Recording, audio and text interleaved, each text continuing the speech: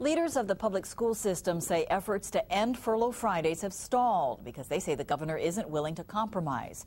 With another furlough day coming Friday, key lawmakers say they may have to intervene. KITV4's Daryl Huff has our exclusive update.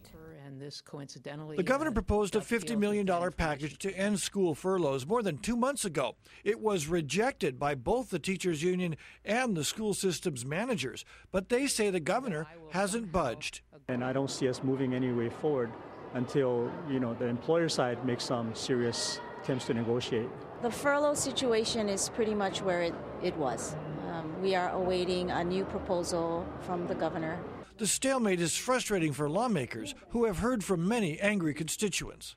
I see that it falls in our lap. Whether we're responsible for the furloughs or not, the public comes to us and looks to us. Senator Donna Kim runs the Money Committee in the state Senate. She says the stalemate is not the governor's fault alone. She also blames the furlough proposals coming from the union and DOE.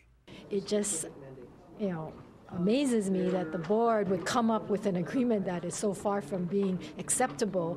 Kim says lawmakers may be able to find money to prevent next year's furloughs, but it looks like a solution for this year will require a creative compromise. There's always an opportunity, but the longer it takes, the more days we lose. Reporting from the state capitol, Daryl Huff, KITV4, Island Television News.